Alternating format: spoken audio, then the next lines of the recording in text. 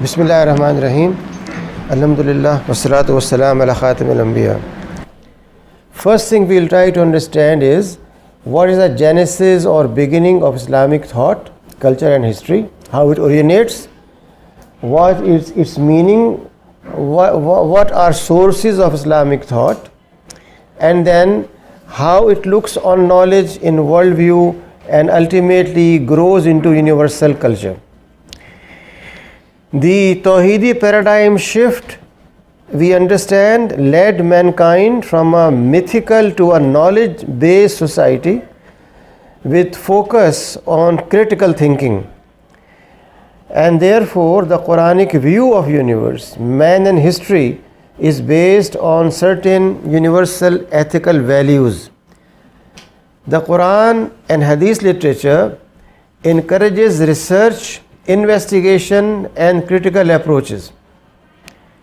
Here we refer to three aspects. First and foremost, the basis of Islamic thought is in Tawhidi paradigm. We'll come to it later on. This is just an intro, what we will be doing.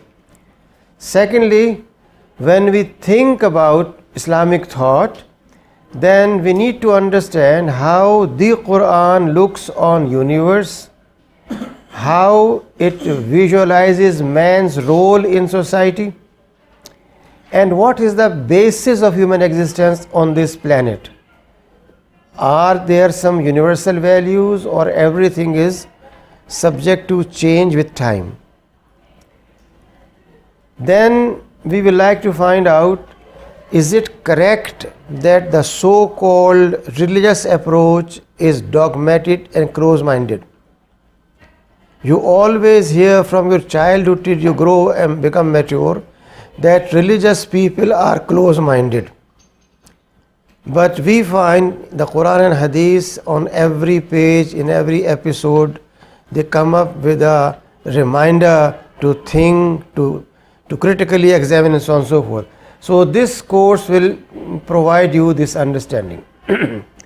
Thirdly, Islamic contribution is not just an idea, a thought, a philosophy, but we understand that human beings are born in a society in order to develop society. They are not product of society, but they are born in society. Then what's the role of family, community or ummah? What is the intellectual contribution Islam has made in terms of tafsir, hadith and so on and so forth? What kind of institutions like masjid and madrasa are created, or waqf, the endowments for development of knowledge? And then what kind of brotherhood of humanity Islam wants to create? How it looks on personal development, family, society, economy, social security, legal framework and so on and so forth. And ultimately, what's the role of Islamic thought in social change? Universities are meant for production of knowledge, and universities provide room for bringing social change in society through educational process. So we'll try to understand how Islamic society developed into a state, and in that what was the role of Quran and Sunnah. So concept of a modern Islamic state, status of non-Muslims in that state, whether Islam wants assimilation or integration or coexistence. Do we have plurality of cultures or we have a monolithic approach in life, and how we reach out. Similarly, we'll try to find out later on how transition from an ideal system of Khilafah took place to a hereditary system which we have been assuming for centuries as so-called Islamic rule, which means that Muslim dynasties and rulers, were they really carrying an ethical justification for their existence? So we'll try to find out what's the meaning of hereditary succession, and in that what was the role of judiciary and family, and what were the schisms or groups or bifurcations We mention only a few like Khawarij, Shia, Ismaili, and so on and so forth. Then Muslim thought in the domains of tafsir, hadith, fiqh, hikmah or wisdom, economic thought and culture. And ultimately we'll see how the revivalist Muslim thought came into existence. Just a few names are mentioned here. This is going to be a bird's eye view of what we'll be doing in our semester, and that will also lead us to understanding what's the meaning of globalization. You hear this term frequently, that we live in an age of globalization. So what is globalization, and does it agree with Islamic approach? What is Islamic universalism, and what's the role of Sharia in this dynamic process, and what's the meaning of ijtihad? This is going to be just a brief introduction. Next please. Next लगा दीजिए इसके ऊपर. जो हमारा आज का lecture है, ये तो सिर्फ एक ओवरव्यू था. जो हमारा आज का डिस्कशन है उसका जो टाइटल है वो बड़ा सिंपल सा है, Islamic thought and world culture, which is the overall topic. But what we'll be doing is the concept of culture and civilization in the East and the West. How, before we talk about Islamic civilization and culture, people understand meaning of these two terms. So this first discourse will cover what is the meaning of culture and civilization in historical context. In front of you is a typical understanding. The origin of the word from Latin, its meaning in terms of cultivation. It may also mean husbandry, development. Christian authors use it in the sense of worship as well. It also means training of mind, faculties, manners, and training of body. So the term culture does not mean what has been understood usually by us. When you listen to an announcement, a cultural show, you think there will be some shiny dresses, some utensils, some dances, some music. That is a misconception of the term culture. It has been used frequently like that, but it means something different in academic discussions. Therefore, a British man of literature, Matthew Arnold, thinks study of pursuit of perfection is what is the meaning of culture. Culture or civilization is that complex. This is an anthropological approach of culture. Anthropologist Edward B. Tyler refers to it as a whole which includes knowledge, belief, art, law, morals, customs, and any other capabilities and habits acquired by man as a value of society. When you are living in a society and acquiring some knowledge, some manners, some customs, some traditions, then that's what E.B. Tyler considers going to be culture or civilization, which means that some people use culture, civilization interchangeably. They don't differentiate much, as Tyler here. Another well-known British poet, he was court poet and carries great importance in literature, particularly British literature. E.S. Eliot, he gives a very interesting definition. He says culture is not merely the sum of several activities but a way of life, which means it's not just a matter of knowledge or certain dresses or food, but it is a way of life. Then he makes another very interesting statement. The primary channel of transmission of culture is the family, and when family life fails to play its role, we must expect our culture to deteriorate. Which means that wisdom and truth is not confined to Muslims. A Christian can make a statement which is as valid as you find statements in Islam. And what you find today as a social crisis globally, and you hear every day about, we are fighting with corruption. What corruption? Just monetary? No. Monetary is visible. Certain politicians siphoned money from public treasury in their private purse. And that is even documented. But how about corruption in knowledge? When you say that this is your ideas, although you have borrowed those from somewhere and don't have the courage to accept it, plagiarism. How many of scholars today in the East or West can say whatever they are saying is their own? Do they have the courage to confess publicly? It's only when you run plagiarism test that you find 15%, 20%, 18%, and when it goes to 90%, you say it's plagiarism. Otherwise, even you condone certain percentage. Is that not corruption? Corruption in family.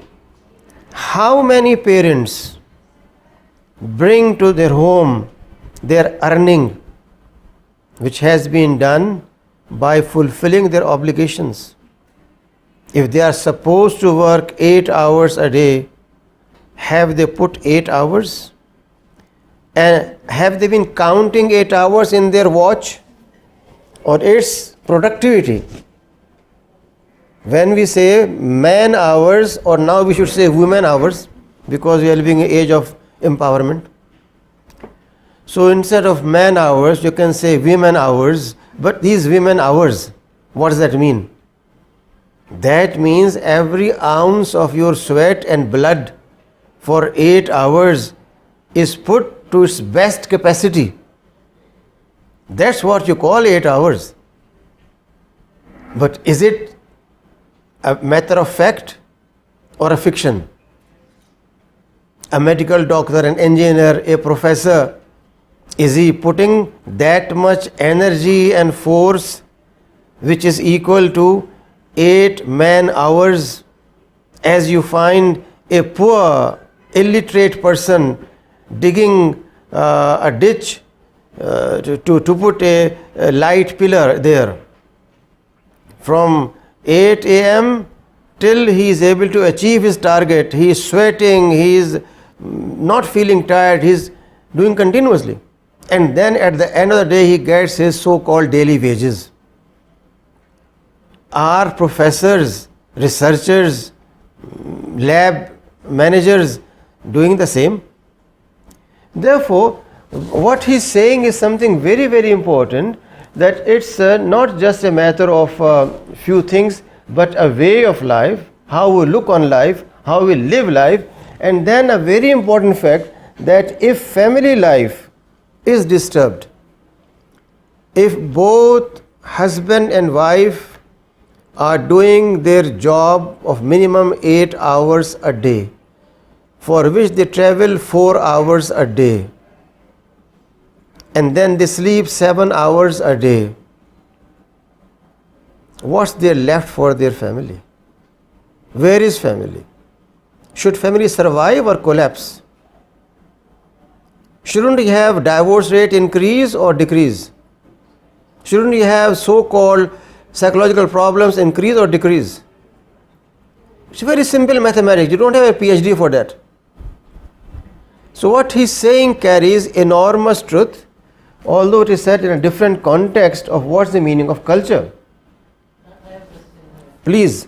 So from a strictly Western paradigm, how about family life? So now Elliot is saying family life is a kind of a tool of transmission of culture from previous generation to the next ones.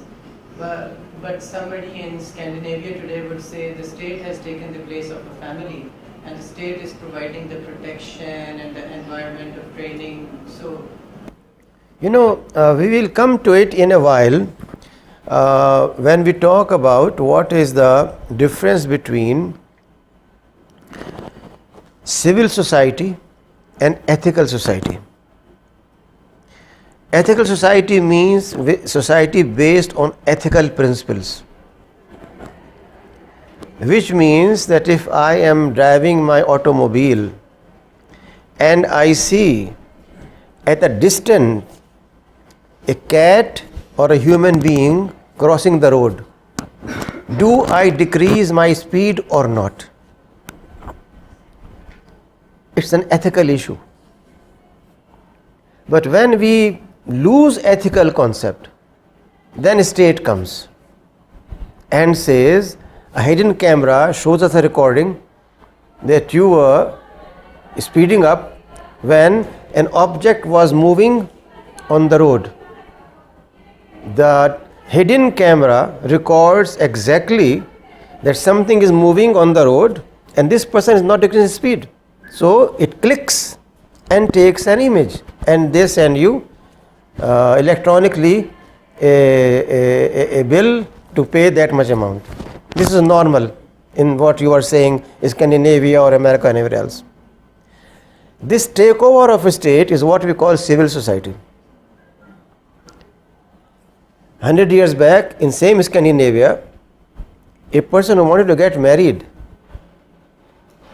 will go to his priest, or she will go to her priest and say, "Honorable sir, I want to get married," and they will agree on a time.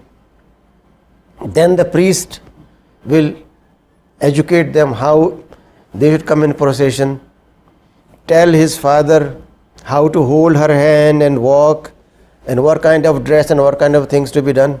Ultimately he will say, "Now I declare you a man and wife." No need at all. You go and get blood tests in City Hall, and just a clerk there writes down that you are married husband and wife. Take over by the so-called civil society. Every single thing. Therefore, if you look on religion from sociological perspective, which is a whole branch of study of religion, sociology of religion we call it. Sociology of religion tells us how in West religion has been taken over by civil society because they think we don't need religion or God, etc. So everything can be taken up by the. We are doing something very interesting. We say state of Pakistan has no responsibility for education, no for health, none for security, none for your family protection. Then what is state? What's the role of state? The so-called secular world in the name of civil society has taken over all functions of society, while we are acting in a very, very unintelligible manner. No rational person can do it. State means institutions. Yesterday I was in a very high power discussion, and there I was told that with a very sense of achievement that in Islamabad one NGO has been given 50 schools to run, which were federal schools. They gave it as their achievement. It was the Minister of Education himself telling us. Where is the state? What's your role? Why you are sitting there as minister?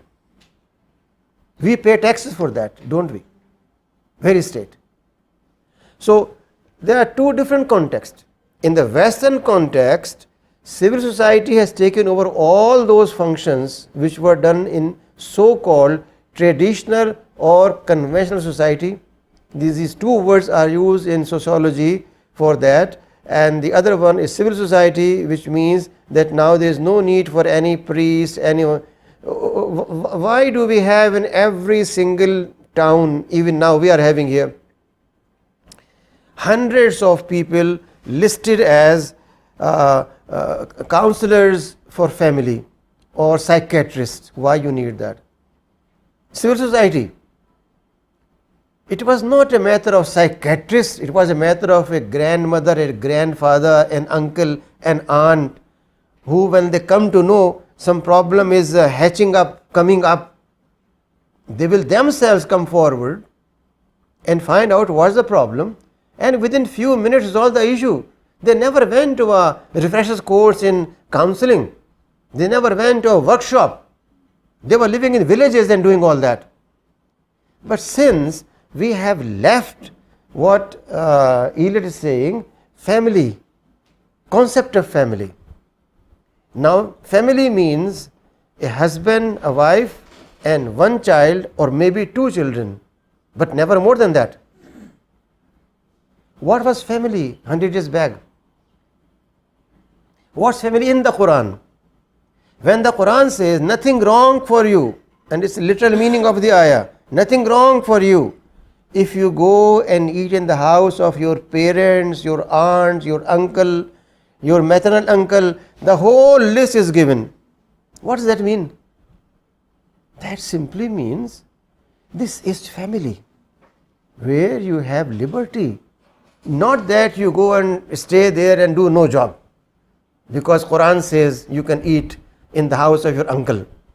No, it tells you with value, social structure. So it's not a matter of just what is being done in Scandinavia or in France or Germany. I think many of the functions and roles, responsibilities that were supposed to be played by family, because family has collapsed. Now definition of family has changed. Family means two persons who are partners, not husband and wife. Partner is defined in legal terms, those who enter a contract, which means I can have a contract as a partner, and after 2 months, 2 years, 1 year, break the contract and say Assalamu alaikum. And that's what your own lobbies in the country have been insisting, that we should change definition in our law. Is in husband and wife, we should use these terms. So what he's saying is something very interesting, and sorry for that digression, but the purpose of this, as I said, course is not a fixed syllabus and fixed topics, but that's what I say, that just feel free to come up with your observations, responses, so we can help you and with your intervention clarify our own thinking. I believe that it is wrong to think that teachers know more than students. Students teach their teachers through their questions. They make them think, they make them explore, and therefore an interactive session is the real environment, not a matter of giving a very beautiful lecture with beautiful words and enthusiasm. Oration is not required for teaching. Teaching means communication, and communication means that both have to play their role. So, I again quote from Eliot, and this is the dominant force in creating a common culture between people, each of which has its distinct culture, is religion. A very interesting statement. It's not coming from some Maulana, and he was aware of what he was saying. So then he says, please do not at this point make a mistake in anticipating my meaning. This is not a religious talk. This is apology already given by him. Then I'm not talking as a priest. In fact, it is in Christianity that our arts have developed. It is Christianity that the laws of Europe have until recently been rooted. If Christianity goes, the whole of our culture goes. This is what a conscientious scholar who was a man of literature, not a priest, thinks about culture and role of their religion, Christianity. Now you compare this understanding with what you are teaching in your textbooks in the name of culture. Printed from McGraw-Hill, Harper and Row, Cambridge and Oxford University Press. What you are teaching is essentially a secular interpretation of culture, that culture means your dresses, your dances, your music, nothing more than that. So, since we are dealing with definitions, I thought I should bring a variety of views so you can yourself come up with your own understanding. Civilization has been variously defined as a cultural area, a collection of cultural characteristics and phenomena. You will be having all these lecture points emailed to you. You don't have to take any notes, but you need to respond and raise questions and be critical and try to disagree as much as possible. I like disagreements, not agreements. So disagree as much as you can. Okay? Yeah. So here we find a cultural area, a collection of cultural characteristics and phenomena. This is one scholar who talks about it in History of Civilization. Another one, a particular concentration of worldview, customs, structures and culture, both material and high culture. You find here overlapping of the meaning, both culture and civilization, not very much distinct. Although for general purposes we always say culture refers to ideological, philosophical aspects, while civilization to things which are manifest, material, tangible, measurable and so on and so forth. This cup is a symbol of civilization. In China you won't have this cup with a handle, but you will have without handle. So you hold it like this. Why you do it? Because you want to feel the warmth in your fingers. Here you want to avoid it. Psychologically, when you have your fingers and your palm warmed, you are more receptive to listen. When you are detached, you are not prepared. A very small thing, but meaning. When you do research, you find the meaning. And that's the meaning of two different cultures. And the civilization in terms of what is manifested. This is visible. Idea is not visible. The idea behind is, when I want to sit with you or invite you for signing a contract of $50 billion, then I offer you tea in a way that you are receptive to my ideas. So you hold the cup not with the handle. You have no choice if you want to drink tea. You have to hold it from there. And that makes my transactions much easier. Why you are told by a psychologist your bedroom should have this color and dining room that other color? Why? Everything counts. And that's the meaning of culture. Culture reflected in the color you are using, which is civilization. So it's an overlapping quite frequently, but since academicians are experts in classification, they classify, further classify, further classify, as you do in your filtrations of chemicals. One filter, second filter, third filter, till you get the essence. So Since academicians are used to it, therefore we have no choice.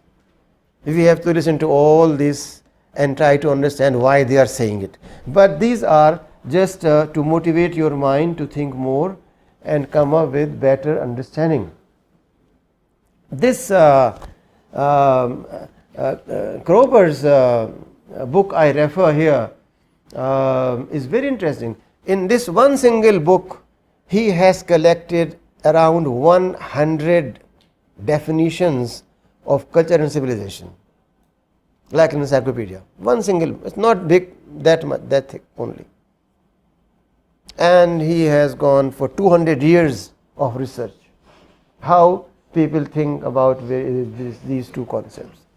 So he tells us that in Germany and France, these terms were used in this meaning: a particular origin, process of culture, creativity, a particular original process of cultural creativity which is the work of a particular people. This is one meaning. Or the other one says a civilization is a totality. When you have the total image, then you call it civilization. Again, we find the same concept repeated by Bosman. Civilization and culture both refer to the overall way of life of a people, and a civilization is a culture writ large. They both involve values, norms and institutions. Now we are having some new words: values, norms and standards, and we'll find out what do we mean by that in a while, inshallah. And modes of thinking to which successive generations in a given society have attached primary importance. So this is again a way of looking on culture and civilization. A recent scholar, Sam Huntington, whose book has been talked about a lot in the West, in our own country, also defines civilization in a way, is thus the highest cultural grouping of a people and the broadest objective element, level of culture, and the broadest level of cultural identity people have. It is defined both by common objective elements such as language, history, religion, custom, institutions, and by the subjective self-identification of people. How people identify themselves, which is having moustaches and a shalwar kameez starched. So when he walks, his shirt walks 6 inches ahead of him. What do you call him? A Sardar. He is aware of his identity. He wants to reveal it by his dress. So it's culture, a way of life. It's not just a matter of wearing a dress.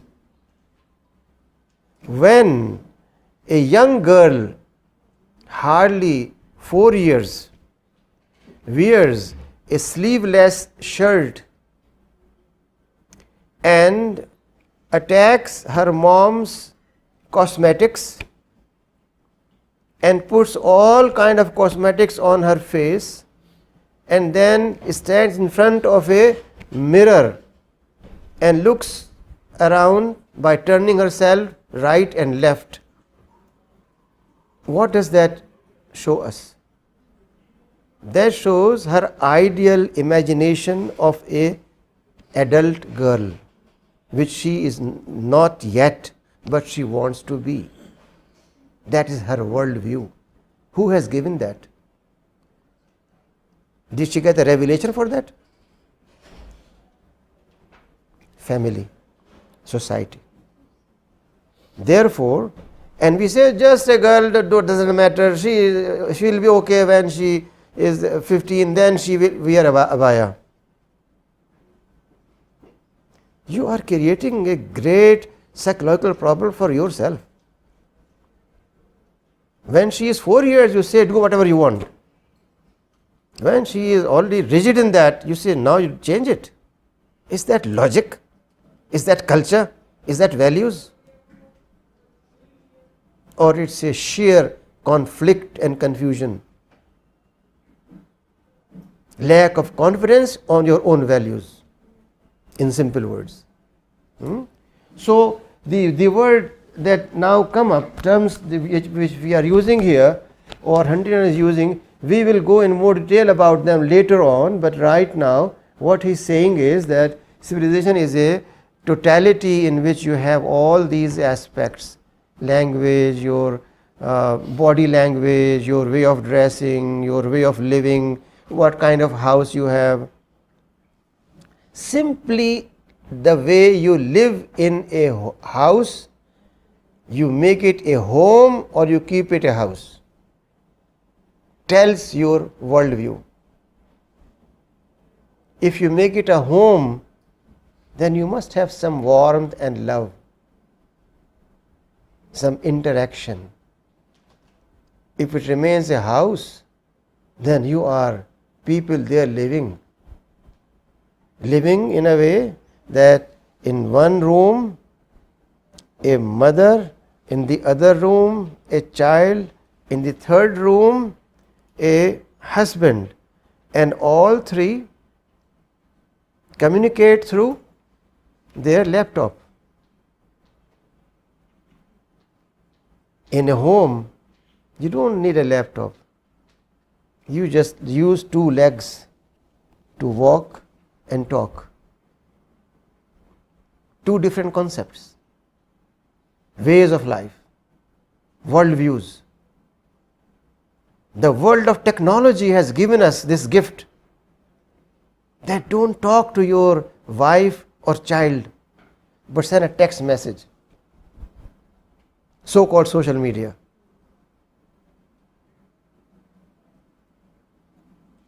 In the name of virtual communication, that you have broken walls, you create more thick walls, never seeing each other, never having a smiling face, never having warmth of love, but just meaningless messages.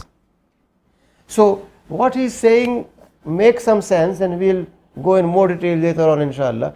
But this is what you can yourself understand from this quotation from Sam Huntington. A historian's view.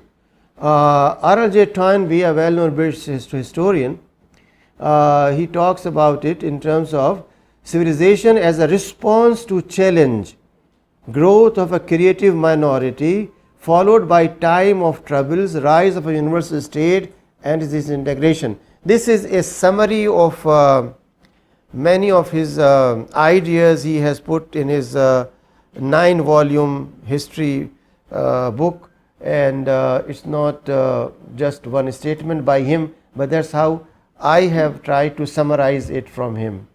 The meaning are very simple, that in his view, civilizations are a result of challenge and response. A challenge coming from society and a response coming from you. Jahiliyyah was a challenge in 7th century, and the Prophet, peace be upon him, fought it with the force of light of knowledge, nur of ilm, a counter strategy. He interprets around 21 civilizations in his book in that sense, and concludes and says this is the main principle. Others disagree with him. Spengler and others, they say no, it's biological. Others say something. So philosophers of history have different approaches. Toynbee's approach is that of challenge and response. But in that he thinks civilizations emerge as a challenge, disappear because of certain factors. So this is how he looks on civilization.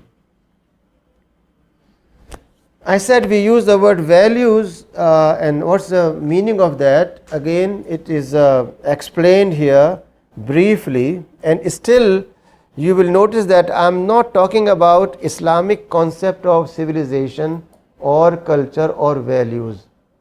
All I am doing during all this discourse is how East or West look toward civilization and culture. And it's very important for us to understand when we use different terms in our discussion with the students or academicians, we must know exactly what we are saying, what we are meaning, and also exactly what you want to convey. We should not be vague, undefined, unspecific.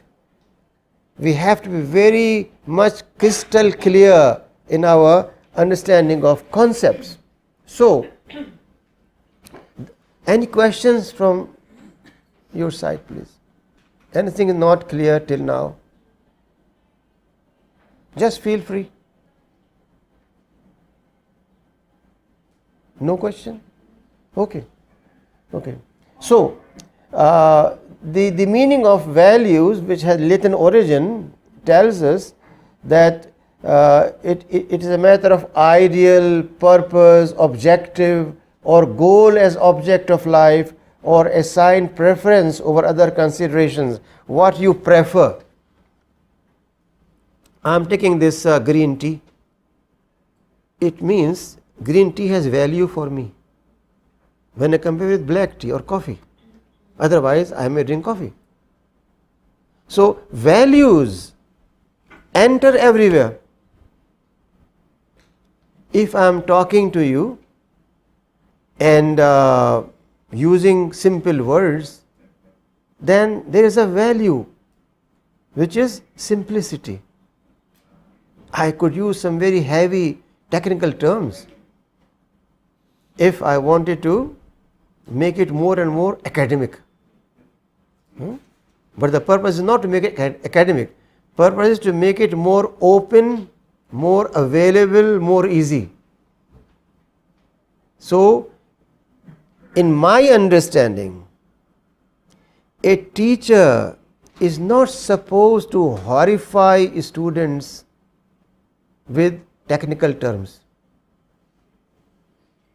but convert them into simple words, so they are able to absorb, understand, and when they absorb, then they deliver that concept in their own words, which is missing.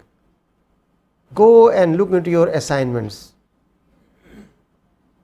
Whatever you have given your students to memorize or in classroom, they reproduce without digesting it.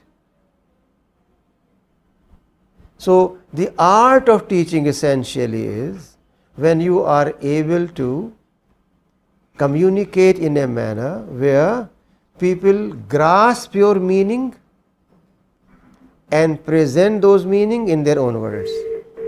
If that can be done, क्यों भाई ये लाहौर है, अभी तक हमसे connect नहीं था? Oh, अच्छा. By the way, I was not looking on Lahore.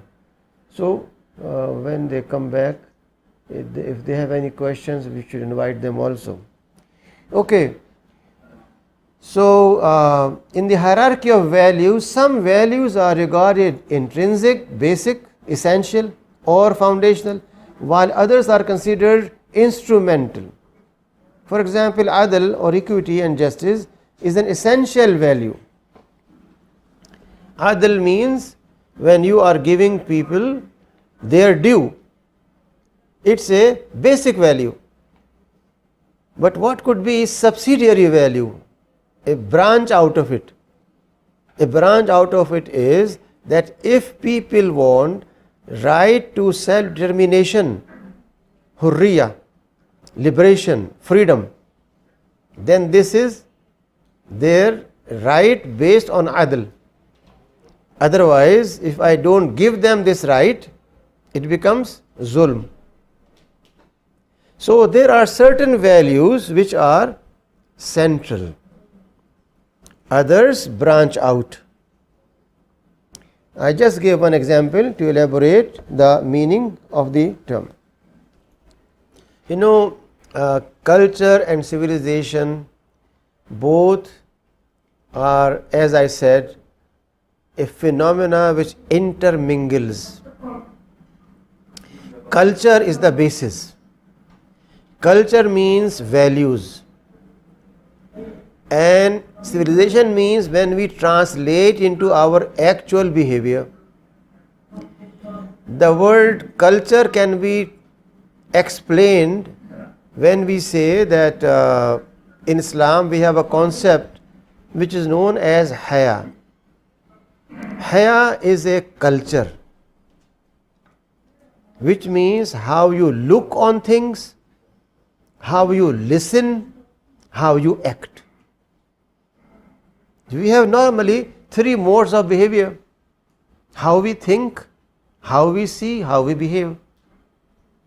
So, if I look on things which are not supposed to be seen, I am acting against haya.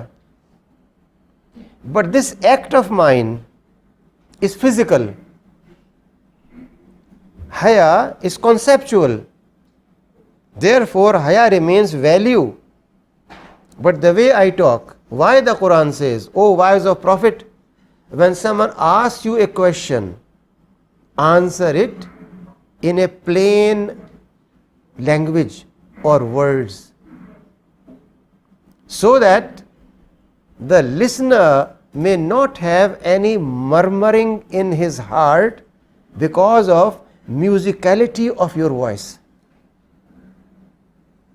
See how deep the Quran goes psychologically when makes single statement. And to whom? It's addressed to mothers of Ummah, not to young daughters, teenagers, who think that they can chat for 2 hours on their mobile, or they can sit on a bench in a lawn only for girls or only for boys, and through this small device they are for half an hour engaged in conversation. And that conversation is not in just plain language. That is in the language which conveys a message. When you are talking in a musical, when you go to a place for interview, then what is done? I must have a 3-piece suit, I must have a necktie, I must have some perfume, I must have even some cosmetics for men. It's not confined to women anymore. You have same application for men. So I look smart and they hire me. And same applies to a girl. When she goes, she makes herself appear as smart as possible. And if she is talking, then she talks in a way which is very, very impressive and musical. So she can get a job. Where is the concept of haya? In manifestation. So values mean value which is there, part of your culture. Haya is a culture. Do you find in your own families and our society, your own daughter, you carry her on your shoulder, in your lap, but when she grows, do you do the same? Why? Haya. Is it the same in the West? No. Concept is different. Therefore, manner is different. In your civilization, you should not unveil body. In their civilization, the more you unveil, the more you are popular, liked. On campuses in America, with which I am more familiar than anywhere else, a girl who has more boyfriends is more popular and more valuable girl as compared to one who has no friends. If you have no dating, you have some psychological problem. Values translate into behavior. So values and culture and civilization, they are linked together, and you cannot take one and leave the other. You cannot say that we will follow British customs, Scandinavian customs, but in our heart of heart we are very strong Muslims. They are linked together. You cannot separate them. We will be fooling ourselves that no, it's just a matter of simplicity, you don't understand, but we are not going to be Americanized, westernized, we are very good Muslims. No, it's wrong.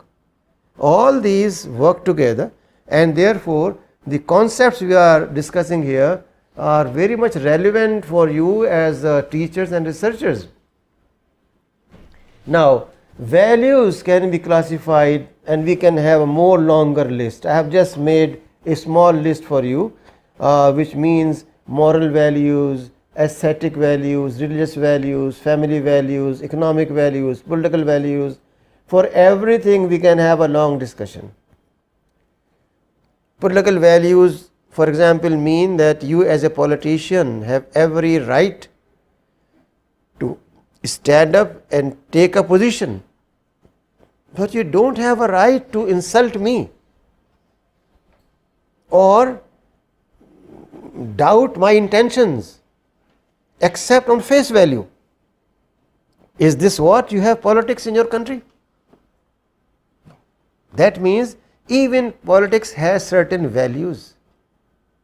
Economics has some values. If you are making a contract with me to deliver this file cover, and I sign a contract of its weight as 150 gram and you have 149 gram, are you observing economic values? Does not make difference you are Muslim or Christian, but economic values. So every discipline has its own values, and as such we cannot say that it's just a matter of religion that wants values. Values are there anyhow. So national values, spiritual values, so on so good. Now, what is philosophical view of ultimate values? Again, we are not touching Islam at all. We are still talking about how these concepts are taken up, understood in the West or the East. So, going back to Aristotle and Thomas Aquinas, we find that they say that ultimate value is happiness.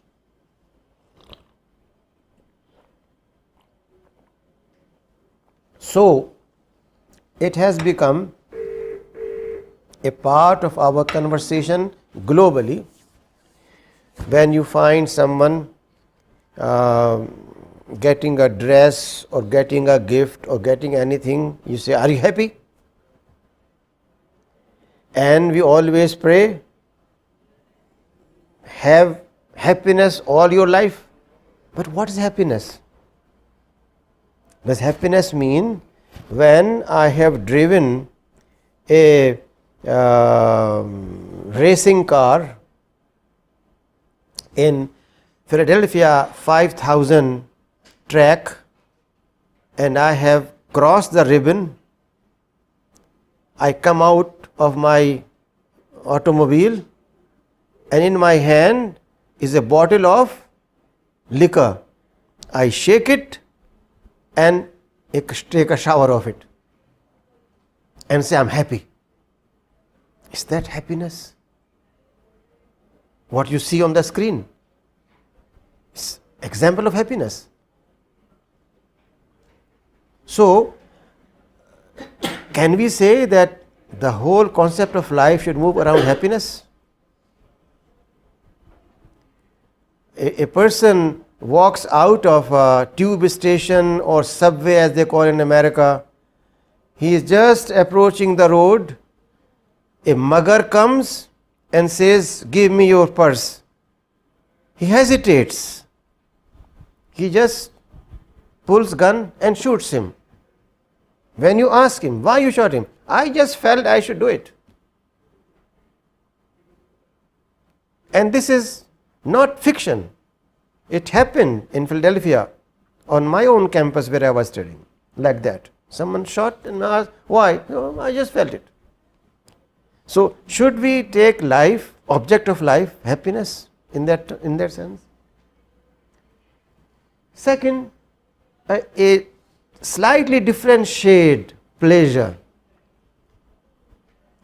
Pleasure, we draw pleasure out of actions, but very close to happiness. Pleasure means when you are pleased with something. You give a lecture and half of the class comes up and says, "Sir, we enjoyed very much. Sir, you are best. Sir, you did very well. Sir, so." What happens to you? Do you humble down? You feel pleased. So is it a satisfaction? Ji? Is it a satisfaction you can say, or self-contentment? You see, the problem of language is very delicate. Every single word has a history, and that's a science we call etymology. Etymology means how a single word is to be used, what's its origin, how it is used in poetry, how in literature, how in science. So when we say satisfaction, and you find this as a slogan, customer satisfaction in management science, those of you who are aware of management science, you have always, and same in economics, customer satisfaction. So what does that mean? That means what was a customer expecting from you, you have delivered. But how do we measure it?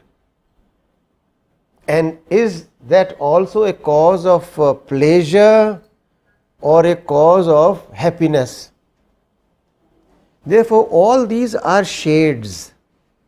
As I said in the beginning, intellectuals have a disease of classification, everything. They cannot do otherwise, or else they won't be intellectuals. This is what they think is art. So, definitely you are right. We can further classify all these into level of satisfaction. For example, if we do a survey with all of you and say that Riphah is offering you as AP 100,000, while Bahria offering you as 150 or 200,000, then we have a questionnaire. Are you satisfied, feel happy with your salary package? But here, is it only this 100,000 or 150,000 which is the basis of your pleasure, happiness, satisfaction? Or there are other factors as well. You are getting less salary, but the environment. You are getting less salary, but the kind of dealing you are having with your people around you, is that just free of charge or it has some value? So again, now value becomes something different, although same word. So in literature particularly, we face this problem which you have raised very correctly, and I am glad that when you see a person, now our colleagues are coming up with their own ideas, which is the main purpose of this discourse. Then what is the ultimate value? Our Chinese friend Confucius talks about two things. One, humanity, and second, propriety. That these two things are the ultimate values. In propriety, he takes everything, which means your fidelity to your family, to your parents, to your society, to your rulers. All these are given by him in one single word. But for all these he has different books, 6 books separately.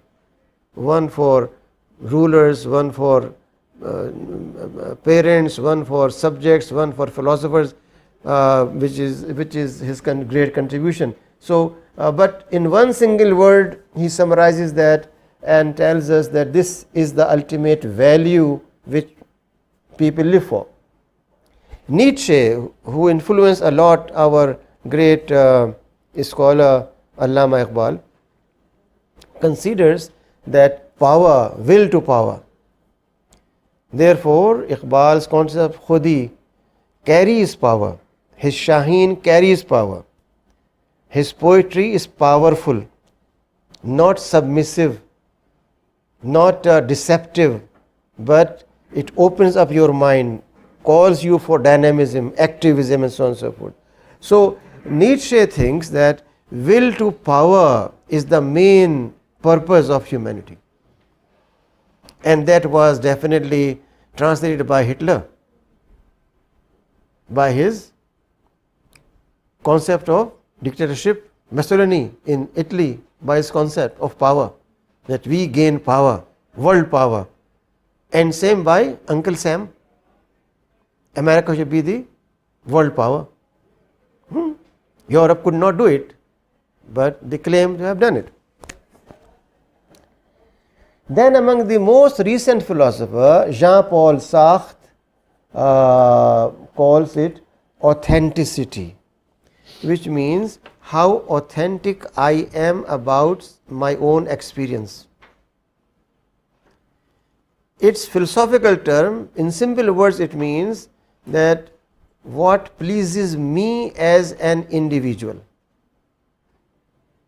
So, if I am sure as an individual that I should come to this discussion group wearing Bermuda, which is a bit longer shorts, then I should do it. What's wrong in that? Because I am convinced it's covering Satar Aura. Bermuda, some people come to masjid in Bermudas. But is this also cultural, civilizational, or just myself? Ji? Ji, it is both. It is part of that civilization where Bermuda is norm. It is not in society where Bermuda is sign of disrespect. We expect that a person who is going to masjid should be properly dressed. A crude example is when the same person appears for interview for a senior manager in Telenor, will he go in Bermuda there? Anywhere in the world? Or he will have a grey trouser and a blue jacket and a blue tie and a white collar, conventional dress of executive officers. If he is not prepared to appear for interview in Telenor with that kind of Bermuda, should he appear in front of Allah subhanahu wa ta'ala with that dress? It's a matter of value, how you look on respect, honor, dignity, and how you behave. So it is not just a matter of culture, but also a matter of my own judgment. Jean-Paul Sartre and the whole school of existentialists is based on the concept that when I feel confident about something, then this is my life. Crude example. When your daughter or son of 3.5 years says, I will not eat a boiled egg, I want a pancake, and you submit and say, yes, sir, you are right, I'll make for you that. This child is authentic, this child is sure about it, but he does not know that a pancake has what nutritional value an egg has what nutritional value. This child does not know when he or she is going to school with this pancake at 7 a.m. and coming back at 4 p.m. During this period, what are his or her health requirements? Why parents say you must eat a paratha and a omelette? Because slow consumption, not feeling of weakness, and so on and so forth. This side is not aware of that, but authentic. The word authentic simply tells you that individual judgment is ultimate judgment. Very simple. And on that you can read volumes and volumes of existentialists. They will use beautiful words, phrases and elaborations, but it boils down to simply one fact, that my individual judgment is ultimate judgment. Irrespective of what society says, what book says, what someone may say, makes no difference. And that is your present situation. The whole world has been trapped in this one single word. Why do you find a girl who was raised for 18 years with love and compassion and all kind of comforts and sacrifices by parents says, if I don't marry my classmate, I will kill myself? What's the basis? Our friend Jean-Paul Sartre. She is very authentic about her decision. Yeah. You see, the difference is what Jean-Paul Sartre is telling us. When I make an ethical judgment, what is the basis? The basis is me. I. My satisfaction, my decision. And this is the core of Western culture and civilization. Individualism. They use a more horrifying term which I am avoiding, narcissism, which is a philosophical term, but I don't want to use it at all. I am just trying to keep it as low profile as possible. Okay. Now, the other paradigm tells us when I make a judgment, I do make a judgment. I am there. But what is the basis of judgment? Basis of judgment is a value, not me. Here it was my personal satisfaction. But when the value tells me, the more I give, the more I feel satisfied. What's the concept of zakat and sadaqat and infaq? Are you gaining materially? Getting pleased by gaining, collecting, accumulating? No. You are giving. And by giving you feel elated. Abu Bakr is liberating 40 very old persons by giving prize to their owners and say, you are free. Is he getting a workforce for himself to get satisfaction? No. What's the reason of judgment? It is just Abu Bakr's own desire that I should do it in the name of humanity, or he, as the Quran tells about him, that he is the person who is giving. Very, very high recognition, highest recognition by Allah subhanahu wa ta'ala for the person.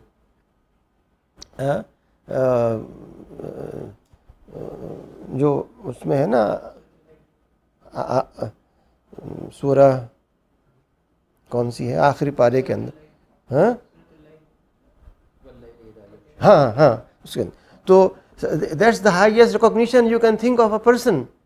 But the reason is not he is doing it. No doubt he is doing it. But what's the value? These values, just achieving happiness, satisfaction, power, or it's an ethical judgment. We are not yet touching on that point, but later on I have a whole presentation on emotional intelligence, which again is an area which overlaps in this discussion. So the idea here is that we should first keep in mind the paradigm in which you and me are born.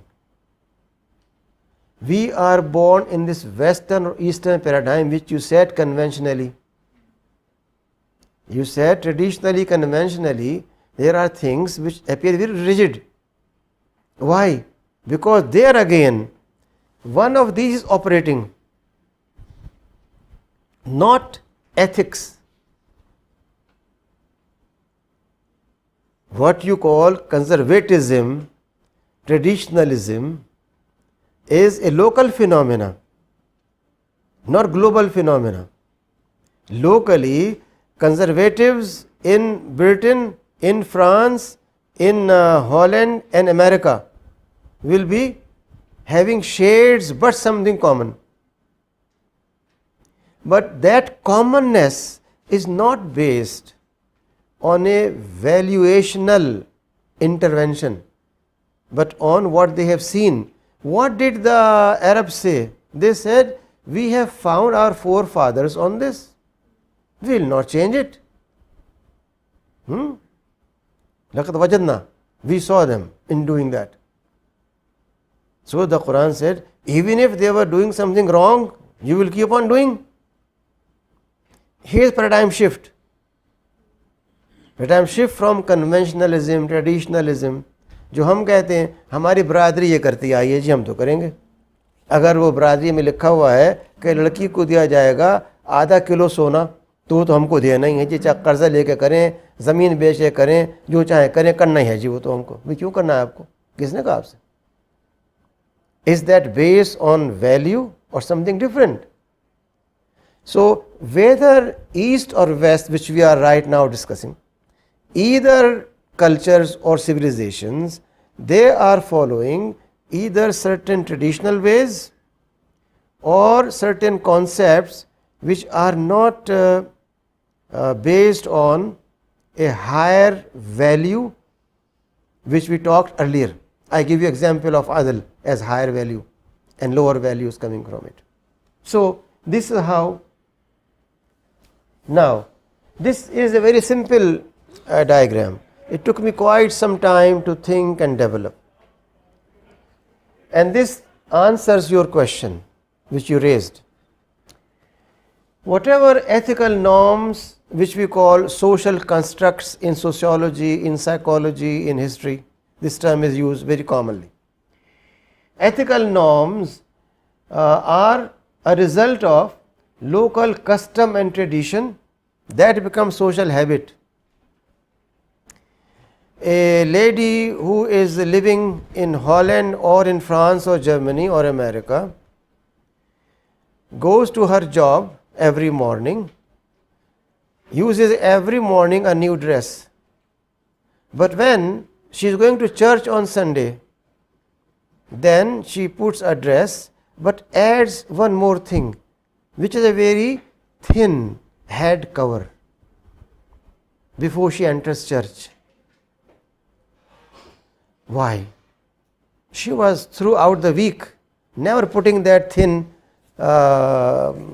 piece of cloth, very transparent piece of cloth on her head, never. This is the social behavior and custom where she was born, or she was told by her priest. So she has two role models. One, an executive lady with a thin briefcase, with a jacket, with a trouser, But the same lady, when she is going on Sunday to a church, has to put a very thin scarf on her head. Social custom. And that becomes ultimately a norm. So when you find some young girls coming in joggers and hot pants in church, everyone looks on them, what happened? It's a very big departure, what's happening? Against the custom. So whatever you find in the east or the west is summarized in this very simple diagram. आप कहते हैं ये जी हमारा जी Pakhtun culture है जी, हम तो जान दे देंगे इसके लिए, कैसे हो सकता है जी, मैं बलोच हूँ कैसे मान लूँगा मैं इसको जी, सिंध में तो ये होता है जी, कैसे हम कर सकते हैं इसको, मैं जो सराइकी वालों मैं कैसे कर लूँगा इसको. What is that? Who is deciding that? That means you are slave to a localized, जो आपके यहाँ फितना है कि हमारा एक लोक कल्चर है, which is a totally borrowed concept, anthropological concept, that your roots are in Harappa, Mohenjo-daro and Taxila. You should feel proud of that. This is our culture. It's not your culture. It's culture of Hindus and Buddhists of the past. It's not your culture. आपकी सारी किताबें जो आपको सिखाती हैं 5वें grade से वो ये बताती हैं ये आपका कल्चर है, अगर आपने वो नहीं देखा कुछ नहीं देखा आपने. So this diagram summarizes for you, and it also tells you the Western paradigm of knowledge, how knowledge has evolved. French thought, German thought, British thought, American, how language has evolved.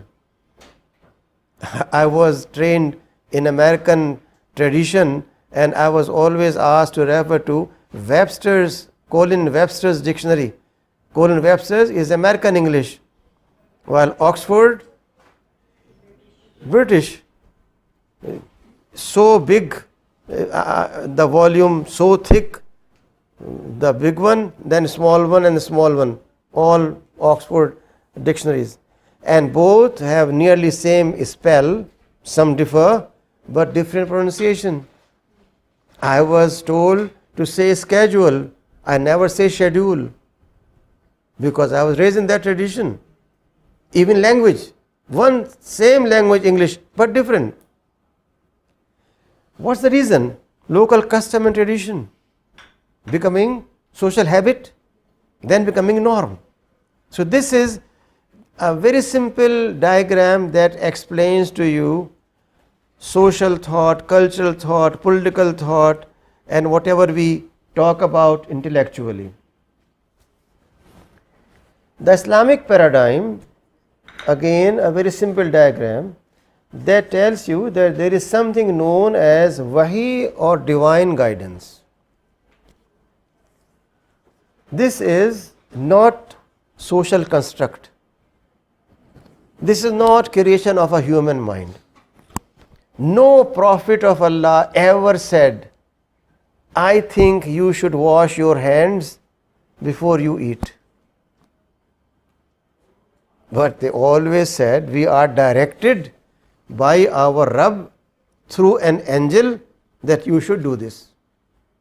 Which means divine guidance is telling you how to dress, how to talk, how to walk. Why the Quran says, do not walk the walk of pride. Very simple ayah, Quran. Why? Why the Quran says that do not raise your voice like an ass? Why the Quran says? Why the Quran says you call me in high tone or low tone, I listen? Telling you that you have to be in the middle. Even when you are making your salah individually, you don't have to shout, but take the middle path, which is value. From where value comes? From Makkah, from Damascus, from Palestine. From where comes the value? Therefore, the source of values is divine guidance and wahi. Now that assumes the role of universal values. So when you are in Indonesia, or you are in Brisbane, or you are in the highest mountain of Nova Scotia in Canada, wherever you are, you have to follow same value. It's not like what we think. What we think is, since I am born and raised in Chuck number so and so, where it was necessary for me to use a chadar or an abaya or a burqa, otherwise my whole family and community will look down upon me. Therefore I do it. When I'm married and I'm going with my husband to Paris, I must wear the same dress. But when we change our flight in Dubai, then I take off all that, put in my purse and check out in Paris airport like a modern person. Why? Because of the earlier paradigm. The earlier diagram told you this is the local custom, this is what I should do. When this environment changes, nothing wrong in changing. Therefore you heard from your childhood. With the time, values change. That become part of your blood, part of your vision, part of your audition. That belongs to the first diagram. With the change of time, values changing. Here you have a different diagram. The diagram tells you what's given as divine value has universal application, which means haya remains the same in 7th century and in 3000th century. It remains the same. Makes no difference. Truth remains the same. No difference. You see, it's a totally different mindset that has to be created, which is not existing. As I said earlier, and I have said again and again in my other discussions, I was born in same tradition as you were born. I was told same thing. If you are in Rome, act like Romans. It became part of my blood. But if I think critically, examine my own thinking and understanding, then I discover a new paradigm. This new paradigm is in this simple diagram, that you have divine values which are universal. These are not Arabian values. I always say that Islam has been misrepresented by Muslims themselves. They see someone supposed to be a sheikh because he wears a long shirt and has a headgear. He is the sheikh. But what does sheikh mean? Does sheikh mean Islam? No. Therefore, we have understood Islam ourselves as Arabian religion, which it is not. Use of Arabic is only an accident. Earlier, anyhow, Syriac was used or not? Was that impure language, unholy language, secular language? It was as sacred as Arabic. But now Allah subhanahu wa ta'ala used Arabic for X reasons, which He knows. Does not make it divine and there is undivine. Therefore, the simple diagram tells you that what are divine values have universal applicability. They are not local Pakistani, Arabian, Turkish, Indonesian. And therefore, this universal value should determine social custom and tradition. Whether you are getting married in Pakistan or in the farthest island of Indonesia, you have to say that I propose, other has to say I accept. Ijab and Qabul. Very simple. Nikah will not be taking place if these two things are not done. Universal value. Whether you are in Australia or America, the time for Fajr is to be discovered and you have to make it at Fajr time. You cannot make it at Maghrib time. Universal. Values are universal. And those values. So, the write-up tells you divine guidance from beyond guides through wahi or revelation in an objective manner. The word used is very, very simple. But what it implies is to be properly understood. Objective means it is not something subjective. It is not what I decide. It's not what I like. The Prophet, peace be upon him, may like something. If Allah does not like it, he cannot use his tongue. The Quran uses very harsh words and says, if you budge a micromillimeter, we'll catch you by your throat. It's not said to a common man. It is said to the Prophet, peace be upon him. He'll catch you by your throat. Which means he has no power to say, well, I feel you should do it. No. Therefore, it's objective. Wahi. And therefore, the translation of the Quran that use the word Wahi translated as inspiration are completely wrong. Many of them use it. They are wrong. Wahi is not inspiration. Inspiration is subjective, not objective. Revelation is objective. What else could be the more critical occasion for a person than his personal honor? If someone prints a news item about President of Pakistan or Prime Minister, not Prime Minister but even a state minister in newspaper, and it is very insulting, what would he do? Sue him immediately for damages in court and make a press conference. The Prophet's house is attacked by munafiqeen. What will be his feeling, inspiration?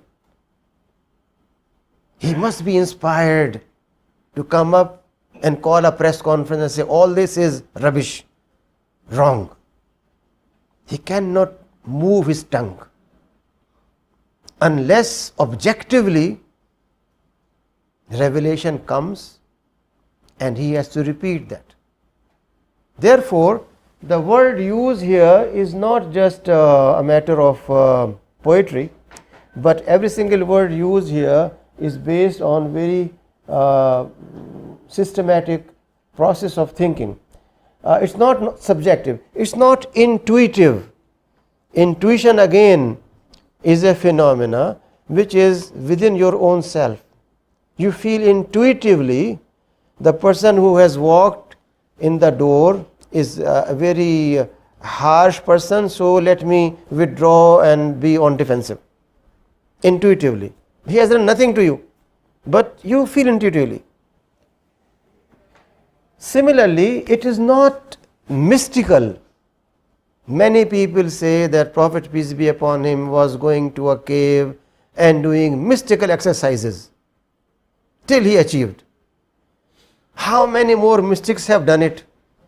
And what have they achieved? And if it was really a mystical experience, then the mystic must come up with accomplishment. He must say, look, I went for so many years, I got it. But the person who gets it wants to get rid of it and says, I fear my life, what's happening to me? And he is counseled by his life partner who says, sir, your God will not punish you like that. You are so honest person, so kind person, so polite person. You are so upright that he can never harm you. So can that be a kind of mystical experience? You have the whole concept of mysticism smashed down by the one single word wahi. That is not a matter of inspiration or mystical experience of the Prophet, which you find quite frequently said by Muslims themselves. They don't understand the Quran. Then it's not purely a rational matter of saying, let's agree on these values rationally, beneficial for us. Or a matter of personal encounter, that I personally discovered it, so you follow it. None of these things can apply on what we call wahi or divine revelation, which is the source of this new paradigm. कोई सवालात अब तक किसी जी Wahi is objective, right? Ji Wahi is objective, but the interpretation of Wahi Sure, by sure, human sure. beings and then applied It has to be. It has to be. That's why you will not have one interpretation. You must have more. That's why you cannot have one tafsir. You must have 800. 800 are listed, which I have seen myself in one single volume. They are with their name and reference, everything available, 800. But maybe many more, which we are not aware. That means the Quran has always been subject to rational interaction, analysis, interpretation, and will remain like that. Because Islam is not a dogmatic faith, but a faith that calls for critical approach. Consequently, the text has to be looked from different angles. Qurtubi should look from legal viewpoint. Zamakhshari should look from Kalami viewpoint.